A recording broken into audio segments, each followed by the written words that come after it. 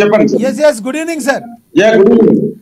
Good evening. లింగం యాదవ్ గారు, ఏంటి బీఆర్ఎస్ పార్టీ మొత్తం కూడా ఖాళీ చేయించేటట్టున్నారు మొత్తం, మీరు ఎందుకు ఇలా చేస్తున్నారు? మరి ప్రజాస్వామ్యంలో ఇది కరెక్ట్ కాదని బీఆర్ఎస్ వాళ్ళు అంటున్నారు. ముందుగా గుడ్ ఈవినింగ్ అండి మీకు, కో ప్యానలిస్టులు అందరికి. డెఫినెట్ గా అండి, కాంగ్రెస్ పార్టీ ప్రజాస్వామ్యాన్ని నమ్మే పార్టీ. భారత రాజ్యాంగం ప్రకారం ఇవాళ పరిపాలన జరుగుతున్నటువంటి పార్టీ కాంగ్రెస్ ప్రజాప్రభుత్వం తెలంగాణలో. అయితే ఆనాడు 10 ఏళ్లుగా తెలంగాణని పరిపాలించినటువంటి పార్టీ బీఆర్ఎస్ పార్టీ, కేసీఆర్ గారి ఆధ్వర్యంలో కాంగ్రెస్ పార్టీ నుంచి గెలిచినటువంటి ఎమ్మెల్యేలని, అదే విధంగా ఆనాడు గెలిచిన టీడీపీ నుంచి గెలిచినటువంటి ఎమ్మెల్యేని, అదే విధంగా ఆనాడు గెలిచిన వైఎస్ఆర్సీపీ ఎమ్మెల్యే. అంటే మేము ఆనాడు ఒక దళిత నాయకుడు, ఇవాళ ఉన్నటువంటి ఉప ముఖ్యమంత్రి మల్లు భట్టి విక్రమార్క గారిని ఆపోజిషన్ లీడర్ గా ఆనాడు కాంగ్రెస్ పార్టీ ప్రకటిస్తే, ఒక దళిత నాయకుడు ఆపోజిషన్ పార్టీగా ఉండకూడదనే ఉద్దేశంతో ఆనాడు కేసీఆర్ గారు మెజార్టీ సీట్లు 80 పైగా సీట్లు వచ్చినా కూడా ఆనాడు కాంగ్రెస్ పార్టీ నుంచి ఎమ్మెల్యేలు చేర్చుకున్నారు. మేము ఇదే మాట ఆనాడు చెప్పాం. ఇవాళ కూడా ప్రజాప్రభుత్వం ముఖ్యమంత్రి రేవంత్ రెడ్డి గారు మొన్న అసెంబ్లీలో చాలా స్పష్టంగా చెప్పారు, ఇవాళ మీరు ప్రతిపక్ష నాయకుడుగా అసెంబ్లీకి రండి, సలహాలు సూచనలు ఇవ్వండి, ఈ ప్రజాప్రభుత్వం తెలంగాణలో ఏ విధంగా అభివృద్ధి సంక్షేమ ధ్యేయంగా పనిచేయడానికి మీరు సలహాలు ఇవ్వండి. అయితే ఇవాళ బీజేపీ ఈ బీఆర్ఎస్ చేస్తున్నది ఏంటండి, ఇవాళ వాళ్ళు ఏమంటారు, ప్రజల చేత, తెలంగాణ ప్రజల చేత 5 సంవత్సరాలకు ఈ ప్రజాప్రభుత్వం ఎన్నుకోబడింది. కానీ ఇవాళ బీఆర్ఎస్ నాయకులు, బీజేపీ నాయకులు కలిసి కుట్రలు చేసి ఈ ప్రజాప్రభుత్వాన్ని కూల్చేస్తామని ఒకరు, పేల్చేస్తామని ఒకరు, ఈ ప్రభుత్వం ఎక్కువ రోజులు ఉండదని ఒకరు. మరి ఆ విధంగా మాట్లాడితే ఇవాళ డెఫినెట్ కూడా ఈ ప్రజాప్రభుత్వాన్ని తెలంగాణ ప్రజలు కాంగ్రెస్ పార్టీకి 5 సంవత్సరాలు అధికారం ఇచ్చారు, దాన్ని కాపాడుకోవాల్సిన అవసరం, బాధ్యత మా మీద ఉంది. ఏ విధంగా కాపాడుకోలేదని మేము కాపాడుతున్నామండి. ఎందుకంటే మీ బీజేపీ చరిత్ర కూడా చూడండి. ఇవాళ దేశంలోనే 10 ఏళ్లుగా నరేంద్ర మోడీ గారి ఆధ్వర్యంలో ఏ విధంగా ఎలక్ట్ అయిన ప్రభుత్వాన్ని డే లైఫ్ లో మర్డర్ చేసి సిండేలా చేసింది ఎవరండి? కర్ణాటకలో, మధ్యప్రదేశ్ లో, మహారాష్ట్రలో, గోవాలో, మణిపూర్ లో. ఇవాళ వాళ్ళు ఇద్దరు ఒకటై ఈ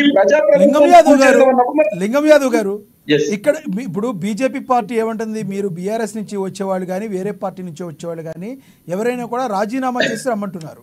కానీ మీరు అలా కాదు కదా, రాజీనామా చేయకుండా బీఆర్ఎస్ పార్టీ వాళ్ళు తీసుకుంటున్నారు. ఓకే, ఒక్క నిమిషం, గతంలో బీఆర్ఎస్ చేసిన తప్పుదాన్ని మీరు కంటిన్యూ చేస్తారా? అప్పుడు బీఆర్ఎస్కి ఎటువంటి సిచ్యువేషన్ ఇచ్చారో ప్రజలు, మరి దాన్ని తీసుకుంటానికి మీరు రెడీలో ఉన్నారా? అంటే వాళ్ళు చేస్తేనేమో రాజకీయంగా అది అప్రజాస్వామికం అన్నారు, ప్రజలు కూడా అది అప్రజాస్వామికాన్ని నమ్మారు కాబట్టే మీకు అధికారాన్ని కట్టబెట్టారు. నిజంగా మీరు కాపాడుకోవాలనుకుంటే వాళ్ళని రాజీనామా చేసి తీసుకోవచ్చు కదా. ఇవాళ బీజేపీ కూడా ఎక్కడ రాజీనామా చేసిరండి? ఇవాళ దేశవ్యాప్తంగా ఏ రాష్ట్రాల్లో రాజీనామా చేసిరని ఏం మాట్లాడతారు? వాళ్ళు చెప్పేది ఒకటి, బీజేపీ నాయకులు మాత్రం నమ్ముతారా అండి? వాట్సాప్ యూనివర్సిటీలో చదువుకొని వచ్చిన బ్యాచ్ వాళ్ళు.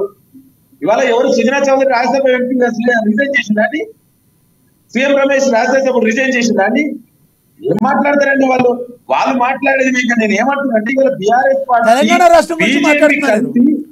బండి సంజయ్ గారు ఎవరు వచ్చినా కూడా గతం గురించి కాదు సార్ మాట్లాడేది, ప్రజెంట్ గురించి మాట్లాడుతున్నాం. ఇప్పుడు వేరే దానికి మోకాలికి ముడి పెట్టకుండా ప్రజెంట్ ఉన్న దాని గురించి మాట్లాడుతున్నాం. ప్రజెంట్లో బండి సంజయ్ గారు ఏం మాట్లాడుతున్నారు, ఎవరు వచ్చినా కూడా మీరు రాజీనామా చేసిరని అంటున్నారు. మీరు ఎందుకు అలా అనలేకపోతున్నారు? ఎవరైతే ఏం మాట్లాడతారండి? బండి సంజయ్ మాట్లాడారు, ఎవరింటారో ఆయనకి అర్థం కాదు. ఆయన ఉన్న రాష్ట్ర అధ్యక్షులు తీసేసారు, ఆయన ఏం మాట్లాడతారో ఆయన గురించి ఏంటండి? ఇవాళ బీజేపీ దేశవ్యాప్తంగా ఏం చేస్తుందో చూడండి. ఇవాళ అంటే బీజేపీ, అమిత్ షా, నరేంద్ర మోడీ కాదని నిర్ణయం తీసుకుంటారా అండి? చెప్పండి, చెప్పమని నాకు దమ్ముందా? నాకు కాదని నిర్ణయం తీసుకున్నది ఏం మాట్లాడతారండి? ఇవాళ వాళ్ళు సిద్ధాంతం పేరు చెప్పి వాళ్ళు చేసేది వేదిక ప్రభుత్వం కూడగొట్టడం ఏదనంటే, ఇవాళ వాళ్ళ దాంట్లో వస్తే అదే చెప్తున్నా. బీజేపీలో జాయిన్ అయితే సిబిఐ రైడ్లు ఉన్నాయి, ఈడీ రైడ్లు ఉన్నాయి, ఐటీ ఇన్కమ్ ట్యాక్స్ రైడ్లు ఉన్నాయి. ఏదో చిన్నప్పుడు ఏదో వసతులు వాళ్ళ దాంట్లో జాయిన్ అయితే నిర్మా సోపులు ఎక్కడ క్లియర్ అయినట్టు అంతసేపు బయట పార్టీ ఉంటేనేమో కేసులు అవుతాయి, బీజేపీలో జాయిన్ అయితే కేసులు ఉన్నాయి. ఇక వాళ్ళ గురించి చెప్పుకోవడం ఏంటండి? నేను ఏమంటున్నానంటే, ఇవాళ ప్రజాప్రభుత్వం తెలంగాణ ప్రజలు 5 సంవత్సరాలకు అధికారం ఇచ్చారు, దీన్ని కూలగొడతాం, ఫెయిల్ చేస్తాం అంటే మరి డెఫినెట్ గా మనం కాపాడుకోవాలి. అంటే మీరు అంటారు ఆత్మరక్షణ కోసం చేయక తప్పట్లేదు అంటారు మీరు. నేను అనేది మీరు దాన్ని మీరు ఏ విధంగా అనుకుంటే నేనేమంటున్నా అంటే ఈ ప్రభుత్వాన్ని ఎట్లా కూల్చేస్తారండి? ఇవాళ మాకు మ్యాండేట్ ఇచ్చారు తెలంగాణ ప్రజలు. అంటే మీ అధికారులతోటి మీరిద్దరు చేతులు కలుపుకొని ప్రభుత్వాన్ని కూల్చేస్తే మరి మేము కాపాడుకోవాలి. ఏ విధంగా కాపాడుకోవాలి మాకు తెలుసు కదా. ఇవాళ ఏ విధంగా కాపాడుకోవాలో ఆ విధంగా కాపాడుకుంటున్నారు. సరే ఇది వదలండి. ఇంతకీ ఏంటి విలీనం అంటున్నారంట? అంతకు ముందు టీడీపీ ఎల్పీ ఏదైతే 2014లో విలీనం అయిందో ఆ పార్టీలో, అదేవిధంగా మీ దానిలో ఈసారి విలీనం అవుతారని అంటున్నారంట. మెజారిటీ ఎమ్మెల్యేలు ఒకవైపు కాంగ్రెస్ పార్టీలోకి వస్తే బీఆర్ఎస్ని విలీనం చేసుకునే అవకాశాలు ఏమైనా ఉన్నాయా?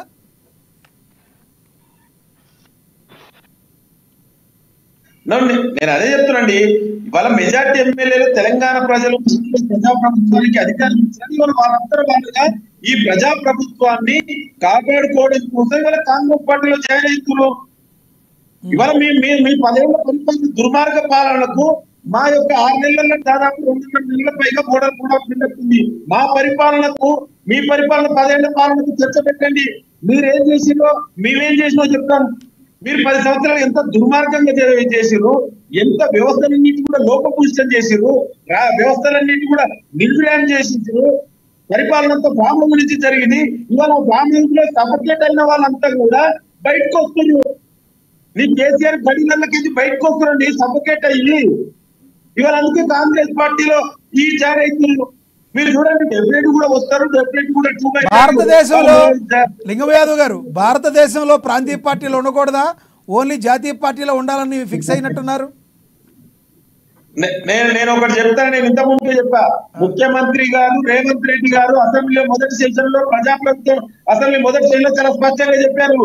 కేసీఆర్ గారు మీకు ఒక ప్రధాన బాధ్యత ఇచ్చారు. తెలంగాణ ప్రజలు ప్రతిపక్ష నాయకుడుగా మీరు అసెంబ్లీకి రండి, మేము చర్చిద్దాం, మీరు సలహాలు సూచనలు ఇవ్వండి.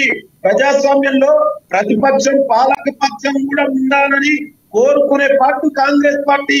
అయితే ఇక్కడ మనం జరుగుతున్న సిచ్యువేషన్ మనం అర్థం చేసుకోవాలి. ఏ విధంగా బీజేపీ బీఆర్ఎస్ కలిసి ఈ ప్రభుత్వాన్ని కూల్చడానికి, ఈ ప్రభుత్వాన్ని పేర్చడానికి చూసినప్పుడు ఏం చేయాలో మేము అది చేస్తామంటున్న దాంట్లో తప్పే ఉందండి. ఓకే లింగం యాదవ్ గారు, మీతో మళ్ళీ